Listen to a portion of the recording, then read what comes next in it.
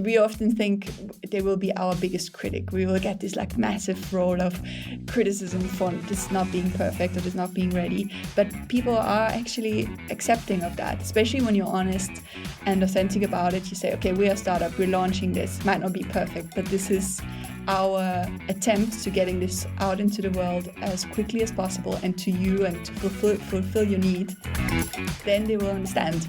So I really think that we wouldn't have made it to 45 cities worldwide in year 2 or 3 of the company, and the program would have had not such an amazing success if we would have always waited for the next alteration or for it to be perfect. Welcome to How I Made It in Marketing from Marketing Sherpa. We scour pitches from hundreds of creative leaders and uncover specific examples, not just trending ideas or buzzword-laden schmaltz, real-world examples to help you transform yourself as a marketer. Now, here's your host, the Senior Director of Content and Marketing at Marketing Sherpa, Daniel Burstein, to tell you about today's guest. It is hard to make this episode of How I Made It in Marketing and share it with you because you are professional marketers and entrepreneurs. Many of you know marketing and business and content creation better than I ever will. So I could work on this forever just to make it better, bulletproof against criticism, dare I say, perfect. Of course, then we wouldn't be able to publish regularly. Instead of the other 70 episodes we've produced so far, there would be only this one perfect episode, I guess, but that brings up a great lesson I read from the podcast guest application for my next guest. Done is better than perfect. It's a truism I know I've had to live with that applies very well to my job as someone who wants to create awesome content, yes, but also lives in the constant reality of deadlines. Here to share the story behind that lesson, along with many more lesson-filled stories, is Cordula Flugel, the marketing director of TNW. Thanks for joining us, Cordula. Thank you for having me on the podcast. Super excited for our conversation. So let's take a quick look at your career, just kind of cherry picking off your LinkedIn. Your career started early. You were a model at the age of 14. Then you were a clinical psychologist before you went into marketing. You worked a number of roles, for example, head of digital marketing for African bush camps, CMO of Future Females, and now, as I mentioned, you are the marketing director of TNW. TNW, which stands for The Next Web, is mostly known for its annual tech conference hosted in Amsterdam, but is also a media company writing about technology with 1 million monthly readers. TNW is a Financial Times company. I'm sure you've heard of the 130-year-old newspaper, and it probably stuck out to you if you ever saw it as the pink newspaper. I've always noticed that. FT is owned by Nikkei Incorporated, which reported $175.2 billion yen in sales last year. And for the lead up to the conference in June, Flugel oversaw a team of 10 people, including the event-focused marketing coordinators and the company's brand team of designers and content creators.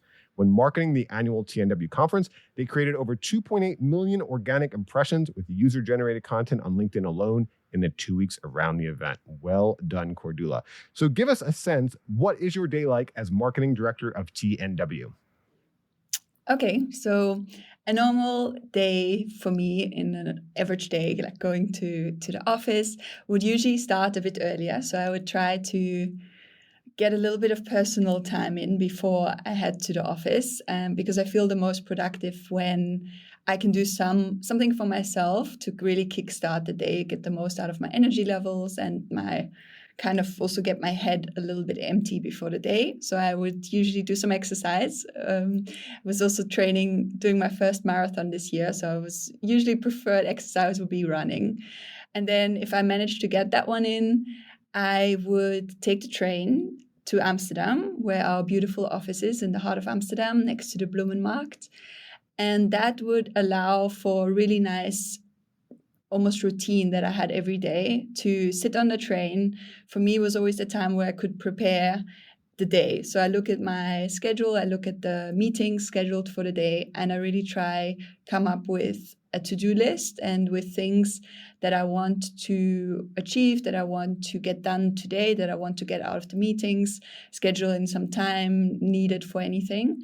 And that gives me a really good head start so that I can, before I dive into emails, Slack messages, you really need to take find it very helpful if you take control of your day early. And some people like doing that in the evening before, and I love doing that on my commute to Amsterdam. So I was always very grateful to have that 45-minute train ride, and very grateful for Dutch trains, make it super easy. And then if I get that on an ideal day, I know it can start really productive. Then I would go into the office, and then my day would usually start in the average lead up time to our conference in June. There would usually be a lot of meetings and some time with the team and a lot of decisions that need to be made. So always try to give me like a little bit of that calm before the storm starts moment in the morning. And and then I would really enjoy to use the time that we have in this TNW as a great hybrid work culture now, where people come to the office, but not every day. And the time that we are in the office together, we try to really use very productively and efficiently together and make the most out of it. So to have really good meetings, to have the brainstorming sessions on the day where everyone is here. And that's something we did in the peak time for us when we were preparing for the conference in June a lot. Well, I'm glad you mentioned Amsterdam and the Dutch train because, in Cordula's application, she gave me a hard time. She's like, hey, I like your podcast. I like How I Made It Marketing, but come on, there's marketers outside of America too. And I realized we've had marketers on actually from all over the world, but I never usually ask them where they're located. And sometimes, it doesn't even just come up because they're just talking about marketing. So I mentioned Cordula right now is joining us from the Netherlands for all our non-US listeners. So let's start by looking at some lessons from the things you made. As I said, that's a great thing we get to do as marketers. We get to make things. I've never had another profession, but I feel like, if you're a podiatrist or an actuary or something, you don't actually make things. We make brands, we make campaigns. And this is your first lesson, working in various industries and for different brands and products from D2C to B2B makes you a better and more versatile marketer overall. So kind of tell us about your path. How did you become a better and more versatile marketer? Yeah, this is kind of my belief and my story. So I know everyone sees this different, but I've seen various benefits in this path of having quite a diverse background. You mentioned it when you introduced me. I had basically two careers before I joined the marketing group or joined the path of marketeers, basically. I used to work as a model, and then I worked in psychology, and that was more academia. And already then I started realizing that my previous careers, so working and traveling for a really long time as a professional model, and then being a clinical psychologist, so working a lot, very hands-on with people, had equipped me for things even in marketing after all, so that I could use for the psychology, obviously the psychology aspect in marketing, but also my experience with working with so many different cultures and with so many different people. And for that reason, I learned early in my career that I'm not going to follow a very traditional approach, which is just going for one industry or one product only, that I was always very versatile and very, very curious to learn new things. So I had a bit of this curiosity to jump between industries. I started to work in marketing as a social media manager, and I learned the whole kind of instrument around social media I learned like marketing from the social media starting point upwards.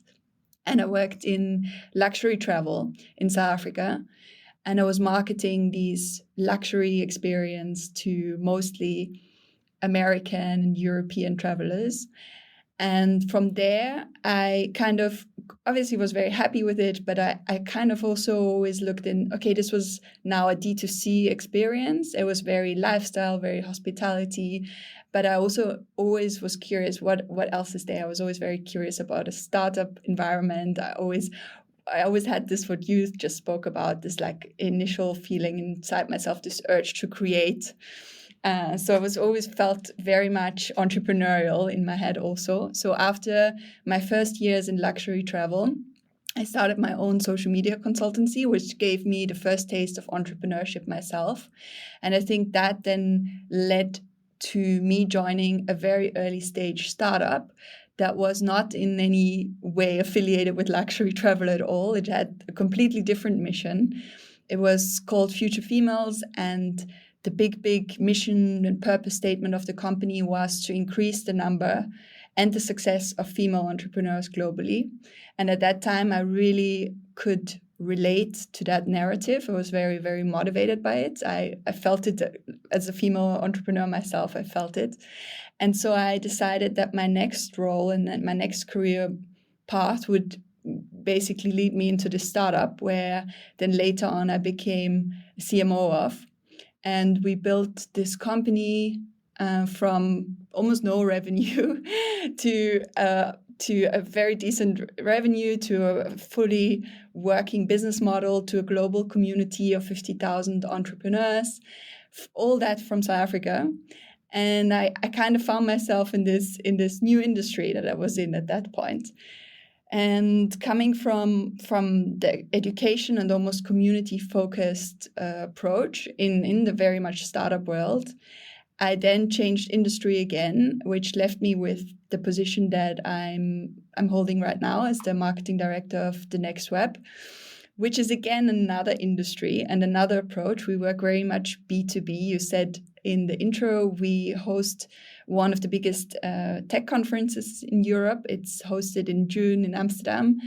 And we also are a media outlet that writes about technology trends and has 1 million subscribers monthly that read this content. So this is quite a different product by itself again, all over again, than what I used to do before when I was building the startup for over 4 or 5 years. So what kind of led to all of my decisions was always, I think, the fact that I was never afraid to go into a new industry and learn something new, and that I had this natural curiosity, I think, where I was always a little bit more triggered by the mission, the purpose, the why behind the companies, instead of going, okay, I've worked in luxury travel now, let's go to the next luxury travel brand. Or I've done a lot of D2C, let's stay in this whole lane of D2C marketing my whole career. I always loved learning the next challenge, or kind of learning the next lesson at the company. And so in every role change that I've undergone, I was always able to use certain things I learned in the other companies, because it just gives you a broader knowledge of everything around you and other strategies, maybe other angles that you can bring to the team or to a new challenge at the new job, really. Yeah. And so obviously, like, some people will tell you, go narrow, go deep. You're saying take the opposite approach. Have you seen in your career, from modeling, clinical psychology, to all the different organizations you've marketed for, are there any commonalities of what makes a successful business or marketing organization? Because I'm glad you say this in general. As I mentioned, Marketing Sherpa, we publish a lot of case studies. Sometimes you hear from, a reader, and it's like, oh, I need a case study in this, not just automotive, but like automotive parts, car seats, or whatever, and it's like, that's the only thing they feel like they can learn from. And it's like, no, learn from other industries, learn from other organizations. Like, when I've written about, for example, I wrote, good and bad B2C and B2B value propositions to kind of show, hey, when it comes to a value proposition, there are certain fundamentals that make a good value proposition. And that applies to B2B, to B2C, to all different industries, all different organizations. So for you, like, being, like you said, you've had this kind of, instead of a narrow and deep experience, a broad experience. Any big commonalities that stick out for you of what, hey, this is what makes an effective marketing organization or effective business overall? I think there's one almost golden thread that with all my experiences, at least, and also the different career path that I could always count on. And that was that how communication is often like the key. It's the key in a lot of the things I've done. If I go back very early, being a model at 16 and traveling to Japan, not being able to communicate in the language, but somehow finding a way of still being able to communicate on set and with people. So there was communication very early on in my career. And then obviously working as a psychologist, so much of it is around communication. If you work with people and the way we communicate and the way we really find this as a skill, we hone this as a skill. And then coming into the marketing world, you're communicating on so many levels with your team, and you're trying to have this intercompany communication strategy also well mapped out, but also you're communicating with the customers, you're communicating with investors potentially, you're communicating with on so many different levels, like really knowing your communication strategy. And that was one thing that was always present, I would say, even though all of these my different roles and my different jobs were so different in different segments. But I think in marketing also one thing that holds true, even if you jump between industries or if you jump between the approach, which can be B2B versus D2C and so on, is that you have where your kind of strong suit is as a marketer. So if that's something that can usually be applied whether you are in D2C or different industries. So just that, I think you as your own skill, knowing that this is what I'm really good at, I will bring this to the table. I think that's something you could also always apply as someone with a with a more diverse background. Yeah, go for your strengths. Here's another lesson you mentioned. Having built a big community doesn't mean you will be able to monetize it. That is so true, and a hard lesson that some startups learn a little later in their path, right after they've built that community. So how did you learn this lesson?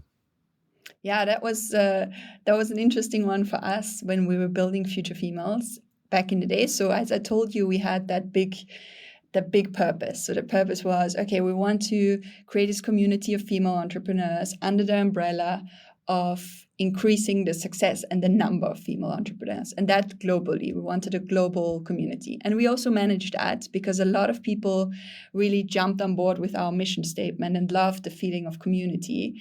And that wasn't our problem. Before we knew it, we had 15,000 people in our facilitated community space. They were all communicating with us amongst each other. There was constant engagement going. But now at this point, we almost were a little bit ahead of our game because we didn't at that point have a proper monetization strategy in place. We were early. It was the first year we hosted our first 20 events. We were getting so much positive feedback that we almost got a little bit like just star side, or how do you say Starstruck? very starstruck with the positive feedback, forgetting that we also as a business have to be profitable, and we Yeah, have right. to make this a really profitable business model that we can leverage our 50,000 strong community. So at that point, we then really took a deep dive into what this product could be that our community would also be then able to profit from, at the same time pay for. Because obviously if there's not a real monetization of that, then you will struggle at some point. So we had to do this in various steps of iterations, and we tested a little bit with surveys and also with feedback that we got and that we really seeked for. We got an understanding of what could be that common denominator, what people really need, what is the product that women specifically need, where's the hurdles, where do they get stuck when they're wanting to start a business but they're just not getting over that first step. And for us at that point, after trial and error for a little bit, we came to the conclusion that what we think where we can make the most impact is by creating a new product that at the time wasn't available, especially not in the African continent or in that region at all, to help super early stage entrepreneurs to map out their business model for their business idea. So it was called the Future Females Business School that still runs today as a program. And it was exactly tailored to these super early stage entrepreneurs that had an idea but didn't know how to now compact all of this into a viable business model. And that we launched to our community and immediately got the feedback that this is exactly what everyone needed. And from there, we then made it better, and it went through a lot of adaptations and then changes and improvements so that we could really make it this product that then was able to be the foundation of our business and also make us profitable as a company, because we were able to sell this product in the beginning D2C, but then really understood how impactful it could be if you also market this product in a B2B setup and have it be funded by big governments or bigger companies, so that we could give more people access to such a product. And then especially a continent like Africa really, really increase the female entrepreneurship segment and give the female entrepreneurs the tools and this program and the community to finally make their dream of being an entrepreneur come true. So you talked about communication being so important. And if you're saying you're launching a product that had never existed, did you learn anything about how to communicate that? Because that is one of the hardest things to do. I remember once I was at some conference and I was, at a networking event. I was talking to a guy and we're talking about competition or something. And he said, actually, we have no competitors. And I was like, whoa, dream come true. You've got no competitors. And he said, no, it's the hardest possible thing in the world because they don't already have a category in their mind for I want this thing. And it's like, great, you want this thing. Let's just get in the top 3 consideration set, do a good pitch, we get in there. And so for you launching something that didn't exist, I mean, that sounds great. You learned about your potential customer, you got in there, but now you got to communicate them to this thing that they don't even know what it is. So did you learn anything about that from you? As you mentioned, communication skills are so important. 100%. I think you hit the nail on the head there. So that's the one downside if you're launching something that at that moment doesn't really exist and it is new to the whole audience, and entrepreneurship itself, at least now in the African context, was also quite new as a narrative to females. Then how do you tell someone in the best efficient way what it is that you're launching and what will people get out of it? So what we really learned is that we had to do a lot more explaining that we thought. For us, it was super clear what this business school is and what it will do. And the whole concept around online education and the course is also much more clear in some markets in the world than it is in others, where the online education segment isn't this big yet. So we really learned that the power of community, again, having our first testimonials, made this much more clear to visualize what the business school, this product can do for you as an early stage entrepreneur. And then also really visualizing everything that is sometimes hard to explain in sentences and write-ups and so on. Try to find a way. We, for instance, had a very great first promotional video that was, I think, doing a really great job in explaining from which point A to this point B, the Future Females Business School can get you. And I think in this video, we succeeded in catching a lot of interest of the right people, because it was made for we knew exactly which women we were speaking to, that they would find this video interesting and keep on watching. And that was our first lesson there, to use video. This was video was already obviously coming on very hot, like everyone was using it, but we learned that some things you just easier communicate in a video. You really have to show it so that people can grasp it quicker.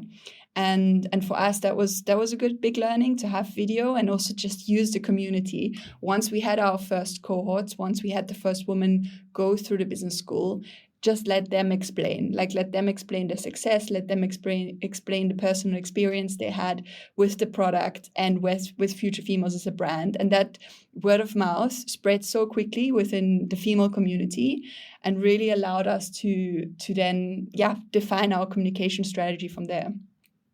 I'm glad you mentioned testimonials, because I think sometimes when people use testimonials, we'll put on a testimonial that says, this was great and amazing and the best thing ever. And that's not really the best testimonial. You see that everywhere. Like, to me, the best testimonial is someone explaining it from their perspective, so someone just like them can understand it. Like, I remember there's wedding product. We have this AI guild where there's a group of small companies in there, probably similar to the female founders thing. And we're looking at one for this company. They do very affordable wedding videos. And I mean, I found a great testimonial for them where it wasn't just, this is great. It's, I wasn't sure about this. And then, I didn't think I can do this. And then I did X, Y, and Z. And oh my gosh, this worked out for me. Which again, I think is more getting in the person's head of what they may be considering when they're making a purchase versus, oh, it's great, right? Because we see that everywhere, right? Everyone's got 100 testimonials, though it's great. So is there any, when you're like searching for those testimonials, was there some like specific characteristics you were looking for to make sure, like you said, it kind of told that story? Because I also think when you're talking about, I don't know, if it was all of Africa or just South Africa, but I would imagine there's also different cultures, different considerations there, where someone would want to see, hey, there's someone like me who did it, so I know I can do it too, versus, again, just saying, oh, that's great. So what did you look for in a good testimonial? Yeah, we definitely had we had different testimonials, and also what you said about different markets. So we started in South Africa, but then really quickly scaled into other markets: Kenya, Nigeria, also Indonesia, then outside of Africa. So every market is different, and people also like completely receptive to different things. So that's something we also learned along the way. But what made it really interesting in our case, and testimonials generally, at that point in an African context, there wasn't that many role models or even visualizations or any kind of like a lot of media presence around female entrepreneurs, not as much as we had it, as you had it in the US or we have it in Europe. So we really had to already play with that kind of idea that now we're showing you all these female entrepreneurs who have made it now, who have started their business, who had their first success, who gained their first 1,000 customers. And so we knew that numbers are important. So that does probably not change depending on market. Like to show, okay, when I started, I had no plan or a very little understanding of this. Now I have 100 customers, or I have 100 subscribers, or I have managed to achieve this and this goal within my business. So that's something that worked in our testimonials very well. But also just showing them authentically in the struggle that they as women faced in the beginning. This is kind of known as the hurdle to launch, or like these kind of blocks that you have just to start. So a lot of them were speaking about how they didn't know what the first step was, so they therefore didn't do it at all. And so our business school, the community that we also provided, gave them the first step.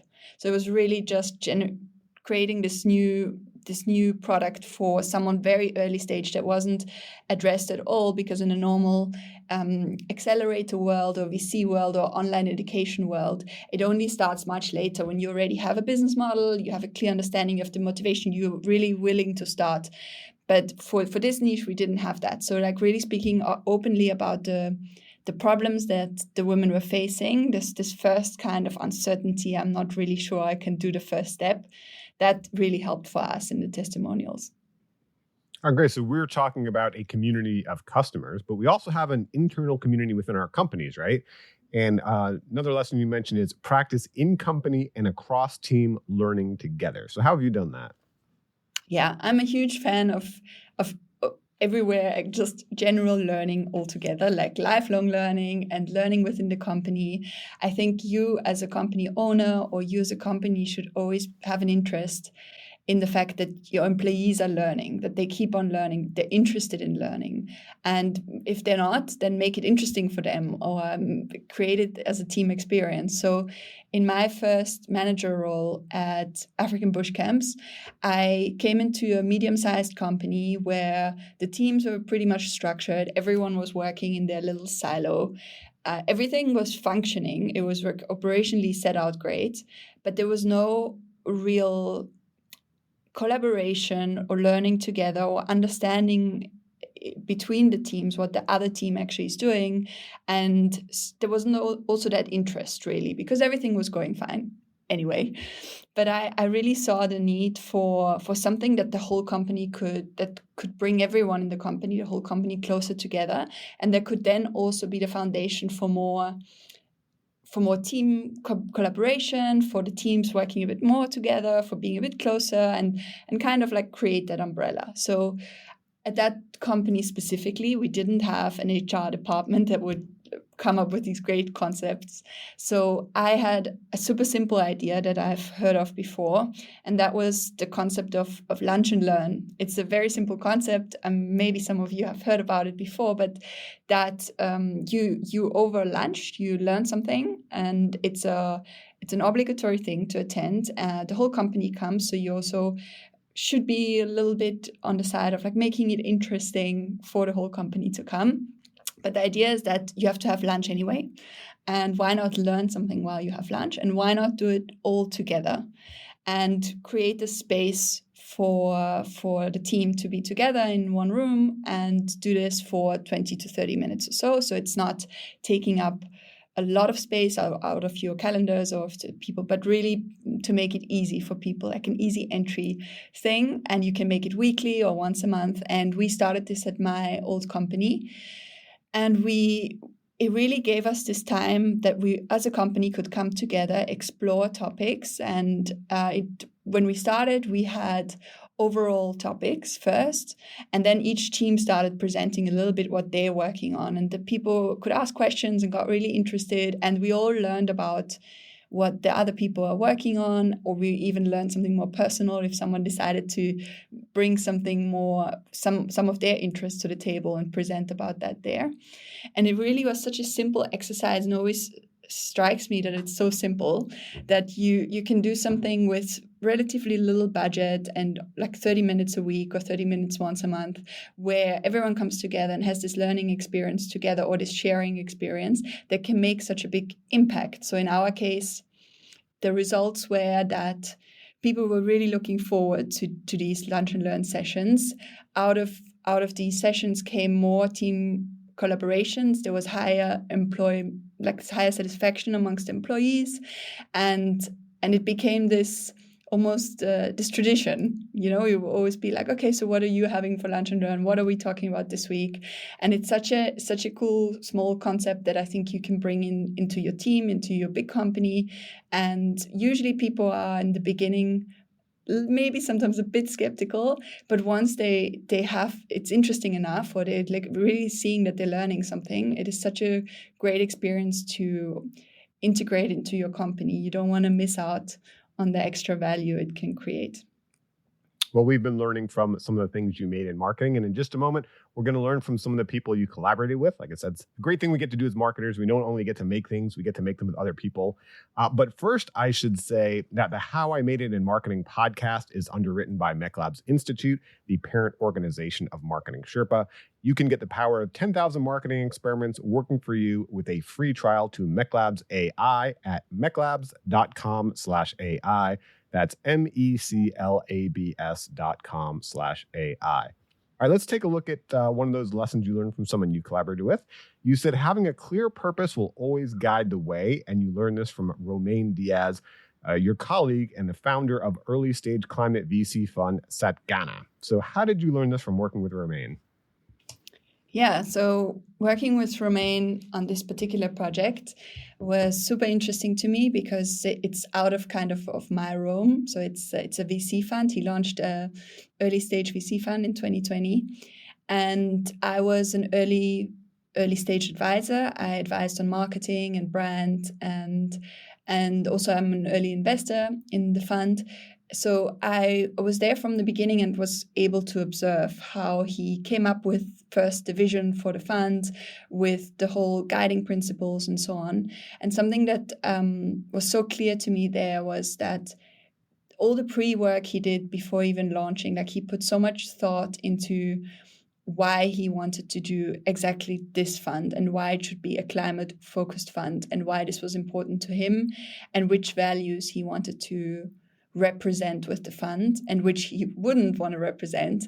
So the VC world, obviously, at the moment is full of new funds the whole time, and they sometimes very specific. And in his case also, he put a lot of research in before launching and really gave it so much thought that was clearly purpose-driven. For him, it was important to launch something that was very much aligned with his values and that really made an impact on our future of sustainability and for the climate, for the world.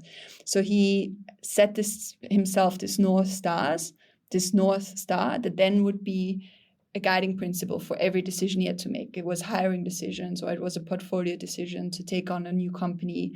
It was an investment decision or partnership that they would undertake. And to really witness that at a super early stage of such a company being created, to me was such a strong lesson to have this purpose, always go back to the purpose. Why did we build this fund for? What do we want to achieve with the fund? In this case, it really needs to mitigate the effects of climate change.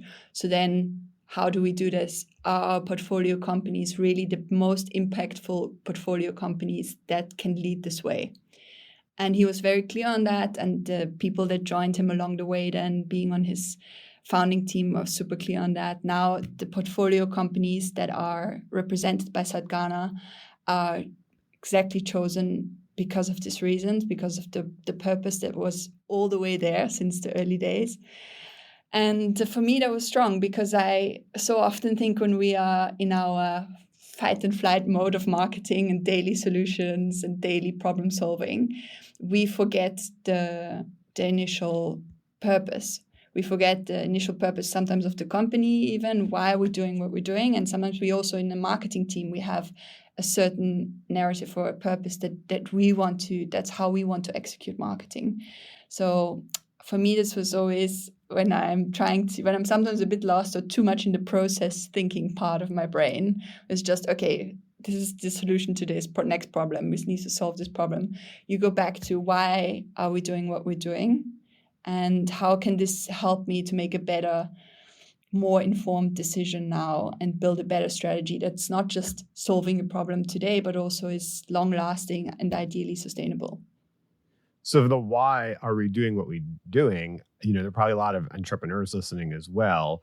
You mentioned before very early stage startups, you mentioned working for a VC fund. Do you have any tips for them on what really works well or what doesn't work well when you're pitching to get funding? Because one thing we've seen is like value proposition. It's key, like having really a clearly articulated value proposition where you understand not just the customer but the competition. Another thing it seems like you're saying, which I totally agree with, we talk about customer motivation. Also, understanding the motivations of who you're trying to get funding from. You can have a perfectly awesome idea. It just doesn't align with the motivations of that specific VC group or wherever you're trying to get funding. So, what have you seen? Are there any maybe commonalities of what works well, what doesn't work well? Yeah, it's the same in the VC world as it's in like the entrepreneur. It always needs to be a good fit. So if I can name the example of Satgana again, how they made it a bit more precise and in the way like it even crystallized more, is then to find their themes and the SDGs that they really wanted to focus on to have the highest impact. So they chose to narrow it down to transportation, energy, food, agriculture, industry, buildings, carbon removal, and circular economy. And that was their that's the clear focus point now of the fund. So it made it easier for then interested investors, but as on the other side also portfolio companies to know, okay, do we fit into one of these categories? Then this would be a good fit. And the same is if you are an entrepreneur, you're starting now to seek out investors and to seek out fundraising, then it's like I will try to find the best fit for myself, the investors that really already have a track record in investing in companies like me, or they have something that aligns us together. It's like really trying to find that fit. And I think the purpose can always help, but you also need to find the people that are purpose aligned with you, that also seek that same purpose, and then it will be a great match, right? Yeah. And speaking of finding that fit, it's the same thing we need to do with our customers. Another lesson you have is market localization is important. You learn this from Orion Gambino, a product manager at Airbnb Africa. So how did you learn this with Orion? Yeah, that was great. When I was still living in South Africa, I worked with Orion on the new product launch of Airbnb experiences in Cape Town. So that was in 2019. I'm sure now, by the time now, a lot of people have used Airbnb experiences. It's a super great product. It comes with, when you book your stay, you can then also book local experiences on the Airbnb platform. But it's not such an old product. So it launched in 2019, and Airbnb, being a very smart company, when they rolled it out, they had different teams in all the different continents working on this new rollout. And when they rolled it out in South Africa as like the African market first, they chose a really great team of people working on it that had experience in the African market, that had experience specifically in Cape Town and South Africa. And one of them was my friend Oriane, who was product manager back at the time.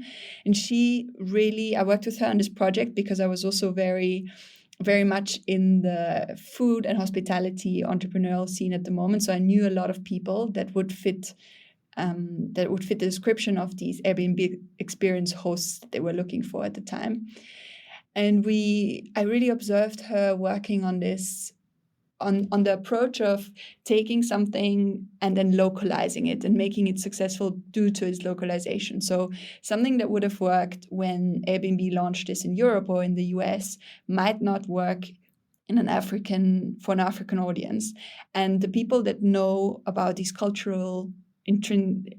almost these cultural differences, they will notice. They will know from which side we have to take it.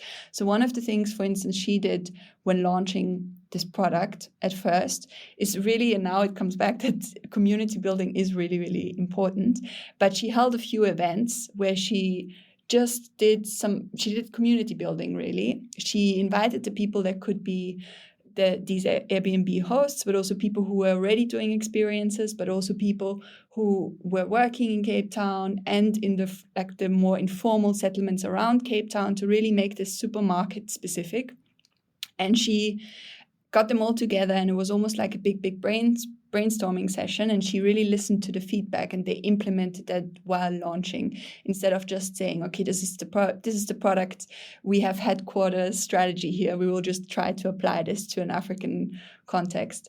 So she really managed to take what was given there as the blueprint, but then localize it to what was really important for not just the consumers in South Africa, but also the market-specific things, requirements around safety, and also the way you communicate again is quite different. And that's something where I really had the first aha moment of, okay, this is really important. You need to have localization always in mind, especially when you work in different cultural setups or in different countries. And me having worked in 3 different countries in the last 10 years, I learned this. This is not the same way we communicate in South Africa, is not the same way the very direct Dutch communicate here, for instance. It was the first time that this became such an eye-opener for me. But she and her team, they really managed to launch this new product offering in such a short time, super successfully, with brand awareness, obviously, for the company, with so many new hosts being signed on. People were really interested in hosting these local experiences, and also creating an extra value for all these travelers who were coming for the first time to Cape Town or to South Africa to have access, for the first time, really simplified access to super local experiences. And I really thought that this was a great lesson that I often think back to. And my personal contribution was also one that I'm still super happy and amped with, because at that point when I was working with her, I was suggesting people, I was introducing people to the concept and also explaining the new product. And at that time, I had 2 of my contacts already working in the field, already offering certain experiences, but very small scale. And I saw the potential. I saw that their offering could be such a great benefit to all the tourism coming to Cape Town, and that their experience as such great experiences, super worth to share and have bigger audiences have access to them. So 2 of these people, these business owners, they still host their experiences today in Cape Town, and are still some of the most popular sought-after experiences in Cape Town, getting booked by tourists all the time in season. So I'm very happy that I could also play a small part in this bigger experiment for Airbnb, that when they launched this product in South Africa. Well, as I mentioned, that's kind of the fun thing of having a marketing career. We get to help make things, right? And that's something you helped make, so congratulations. So you mentioned the very direct Dutch, and you talked about how important communication is. So I wonder, do you have any tips about, communicating to different countries as marketers, as colleagues, not just to our customers? Well, one, I'm going to ask you this because you'd called me out and said, hey, you have such an American point of view in there. You got to bring in a non-American point of view. So I want to hear the non-American point of view of this. But also, early in my career, when I worked with international teams, there were offsites, there were conferences. You would see these people in person, sometimes in their countries. I remember a Canadian hosted us. He was so excited just us to go to Canada and show him Canada. But a lot of times now, they're doing what we're doing now. It's just kind of this online communication. You never go to that country, never see that person in person. It's only over email. I noticed one difference I noticed in my career is other languages than English, usually it takes them more space to translate something written in English. So if I was writing something that was also going to be translated in other languages, I had to be conscious of what space it was going to fit in because it would take up more space. So for you, Cordula, work in all those different countries, work with people around the world, any stark differences stand out to you to work well with your colleagues, not just the customers? Yeah, with the colleagues, that's a really good point, because I also now I think I'm counting, but at TNW we're super international. I think we have like people from 12 countries working there now, so there's also definitely cultural differences that play into everything. But also when I was at Future Females, we had a very remote setup. A lot of our program managers were in all these other places with time difference and everything, and they were managing cohorts in places like Indonesia, where we also didn't know so much about the culture.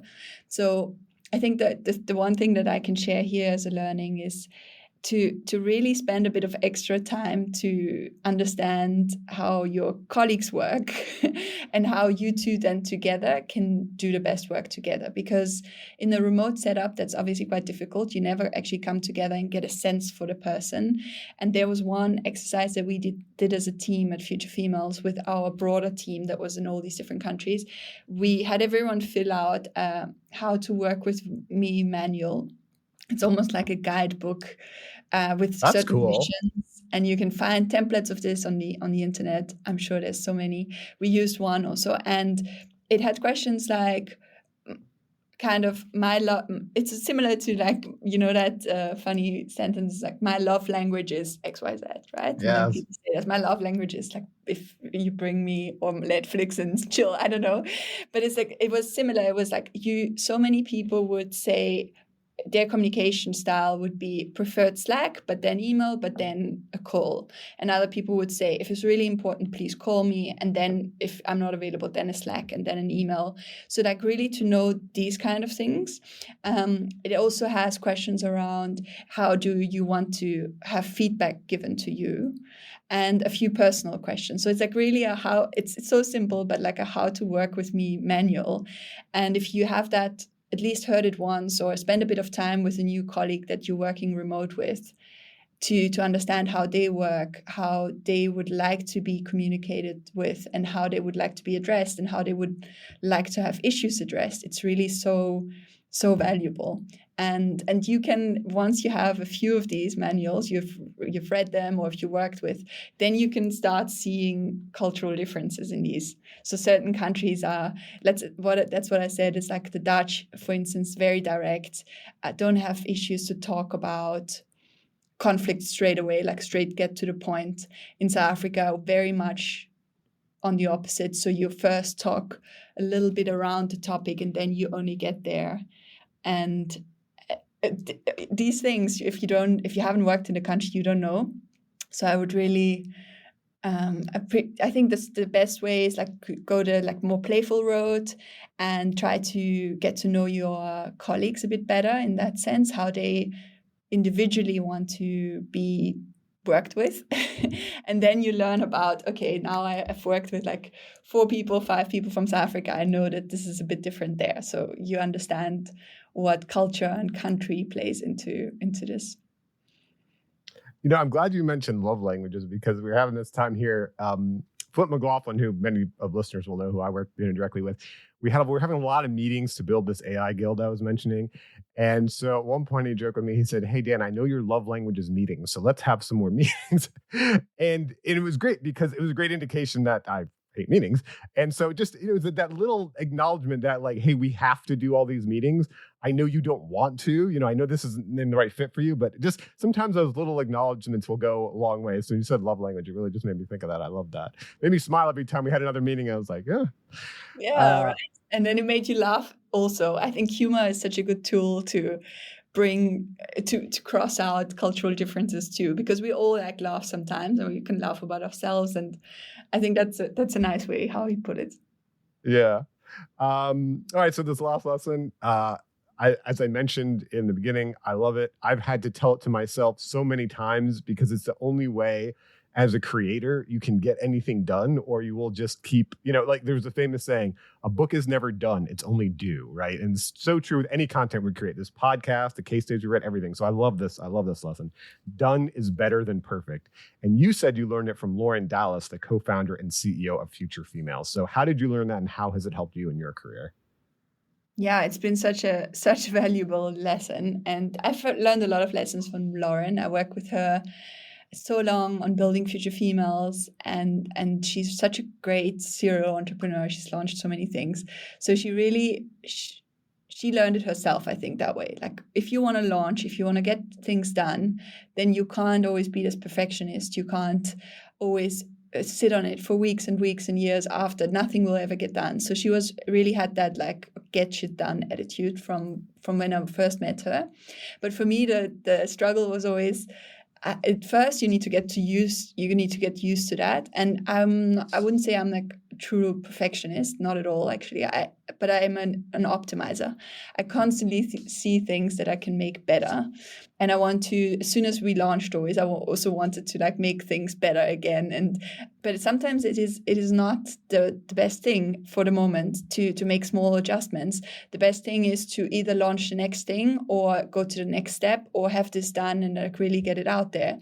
And we had it in every startup will know this story, but everything you launch in the beginning is imperfection. There's small little things, and then you get feedback, and then you make it better and you improve along the way.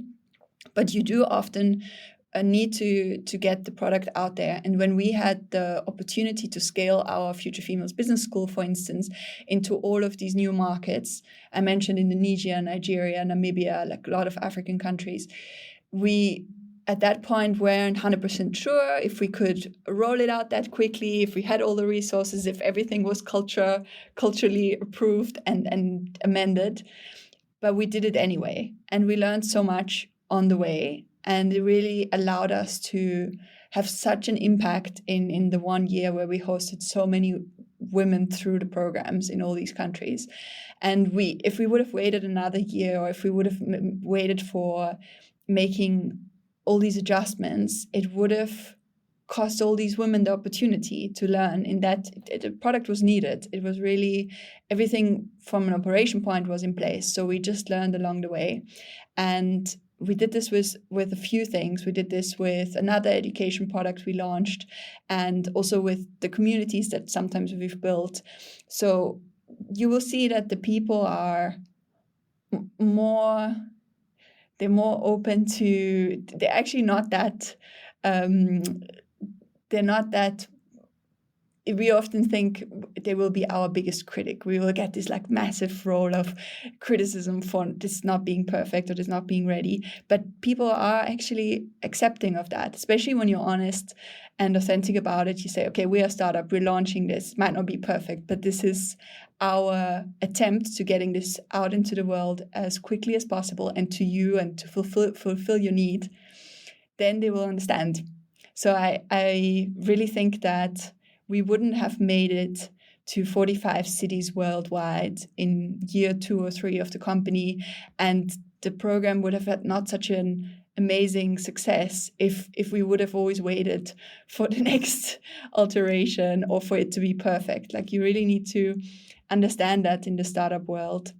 And I would almost incentivize every marketer also to learn this, that in marketing, we usually put out content at scale. Like, we put out so much content, we create so much content, people in social media will know that it can't always be perfect. And there will be mistakes sometimes, and you will need to adapt and make changes, but that's completely normal. So I would say that chasing perfection in marketing as well as in startup and entrepreneurial world is probably not the winning strategy.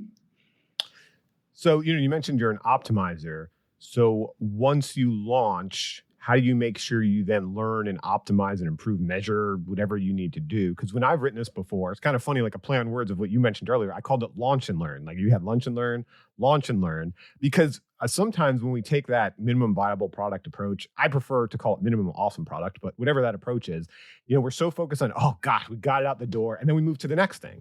And we forget what you're supposed to do is you launch and then you learn, okay, it's out there. Now it's in the marketplace. Now this is a data cycle. Let's learn from it, and then let's see like how we have to improve it before just boom, now let's launch the next thing. So totally agree with you. Like I said, I've lived it too. Done is better than perfect. But once it's done, we do want to improve it. So have you had any experience with that? It gets out there. How do you make sure you're learning from your audience? And then how do you actually improve it? Yeah, I think learning from the audience is always key. Like really have an open mind and always an open door for the feedback that you get and collect it and actually action it. I think in so many companies, the feedback loop is broken. The feedback comes back, but then the actioning of the feedback never really happens. It's like just the collection and okay, now we know. But that really needs to be a priority if you want to be an optimizer and if you want to constantly improve. But I also think what's important for us as marketers, sometimes we are too much in the trenches ourselves. What I mean by that is when you just launched this product and built it and worked on it for, let's say, a year, then the right time to go back in and make really good improvements is not like 2-3 weeks after. You really need to get out of the forest to see the trees again. And then so you go in with like first completely clear work on something else, and then you go in like a month later and you look at it with new eyes almost and then see the flaws. Or you have someone who helps you. This can be the community or the customers already, or someone who's new on this project to go over it together with you, and they see these things easier because you're sometimes so blind that you've worked on it too long. So I think that's one of the common mistakes, is that the best optimization happens in the next optimization circle afterwards, where you need a little bit of distance so that you can get back into it and then see these things again. So I think that's something we also just common psychology. If you have looked at something and painting for too long, you don't see new information anymore, but after a while you will suddenly recognize completely new things again. So I think that's something that we should remind ourselves often. That is a great point. Step back and see it again for the first time. Yeah, you can sometimes get so buried in it. Well, now that you step back and you see your whole career, we've talked about a lot of things about what it means to be a marketer. What are the key qualities of an effective marketer in your opinion, Cordula? What are you looking to be? What are you looking for when you hire? Yeah, and what I really see in myself, and I also want to see that in people that I would hire or that I would want to work with, is I think this natural curiosity that marketers need to have. And that's, I think, now above and beyond the marketing life, right? It's great if you're very interested also in marketing, but I think it really adds to your profile and to your creativity if you have an interest in general life, in culture, in things that happen around you. You don't need to be a generalist in everything and know something about everything, but just have an interest and have this curiosity for people, for things, ask the right questions. I think one of my favorite questions in interviews is also like, where do people get their inspiration from? And that's for their work and for marketing and so on. And then a follow-up question for that could be, what is one thing you feel very strongly or passionate about outside of work? So that gives me an idea of what the person is like, but also like, do they have an interest in something outside of work where they can really have their curiosity bloom? And I feel that one of my favorite entrepreneurs and writers, Naval Ravikant, he also always speaks about how we live in a time that has such infinite leverage. And the economic rewards for this true natural curiosity have never been higher. If you like really don't chase the money or chase the big goal, chase like what you're really interested in. And then with this curiosity, it will enhance your creativity. It will enhance how you build strategy in marketing. I really personally love listening to podcasts, but whatever your medium is, choose whatever makes you happy. It can be podcasts, it can be you attending lots of art that inspires you, or your medium is movies, so you watch a lot of movies. I think we as marketers, we have so much to gain from just being a bit involved in culture and pop culture and everything that's happening around us, that that's for me something that could be, has to be a go-to for an effective marketer. Well, I can't end this interview now without asking you those questions. I know you meant them as a job interview, but about where you get your inspiration from, and especially like outside of marketing. I know you mentioned podcasts. I mean, for me, I think I mentioned before in this episode, I love stand-up comedy, and I love creators in general, but especially stand-up comedy, and listening often to podcasts, but not just the stand-up comedy, but how they craft it, like the craft of it. I love it. And I apply that to what I make. I mean, it's kind of give me some of the inspiration for some of the things we even do on this podcast. So for you, I know you mentioned podcasts, but is there something you find inspiration from, maybe in the industry, but also outside of it? Yeah, I really love doing things, just new things. So even if it's at first not 100% clear, apart from podcasts, which is more the obvious choice, like I really listen to at least 10 to 15 hours of podcasts every week. So I do get a lot of inspiration from various podcasts. My favorite is also listening to topics that you're naturally not aligned with. So something that you would usually be like, I disagree with this, and try to get the other side of a story really helps open up the horizon. But apart from my whole podcast addiction, I really love going to, let's say, immersive art experiences or performance art, because it's so different to what I do, and it takes me out of this sometimes tunnel I'm in with his marketing and within what we do for work and so on. So I really like having these new experiences that I'm sometimes part of, and I get inspiration from that, just having a new kind of perspective, having a new angle, trying to put myself in the shoes of the artist. What did the artist think? How did he come up with this solution? How did he come up with this presentation, with this whole installation? So I think that's something that, for me, really somehow helps me be inspired. And then I think lastly, what also you spoke to it so often now in this episode, you said so often, like we get to create things. We are like, this is such a privilege that we are able to create. And for me also, I have this feeling inside that I want to create something that's always there. That's kind of like, for a lot of entrepreneurs, that's the same. They want to create, and marketers sometimes also have it. And for me, now, for instance, writing my own Substack, for me, that's an outlet of like now creating and my creativity. And it almost forces me that I have to now on a weekly basis put all my thoughts, what could be like a really good value add, what can I share with my subscribers, that really helps me be inspired again, because I know I have to create something valuable, and at the same time I'm looking a bit more actively for inspiration. You know, that's a great lesson too for anyone early in their career. Like, I interviewed so many people who said they are writers or wanted to be writers, and I was like, okay, what have you written? And they really hadn't written much. And when I was coming up, it was really hard to get stuff published. You know, I mean, you had to sometimes do just spec work because it was really difficult to get something published. But today, you can self-publish. Like, okay, you say you're a writer, right? Nothing's stopping you, right? Or whatever it is, designer, get it out there in the world. So I love that. Well, thank you. I got inspiration from getting to listen to this podcast for the last hour. So thank you, Cordula. I really appreciate it. Yeah, thank you. That was, I think we covered so many things, and I hope it's like super inspiring for people that either it's that they're going to start creating something tomorrow now after listening to this, or they will go to a stand-up comedy, which you hopefully inspired them to. I'm sure everyone can get a little bit of a bits and piece nugget from it. Yes, or if you're listening, go to an art show. And thank you for listening. Hopefully you got some great ideas from this. Thank you for joining us for How I Made It in Marketing with Daniel Burstein. Now that you've gotten inspiration for transforming yourself as a marketer, get some ideas for your next marketing campaign from Marketing Sherpa's extensive library of free case studies at marketingsherpa.com. That's marketing, SHERPA.com.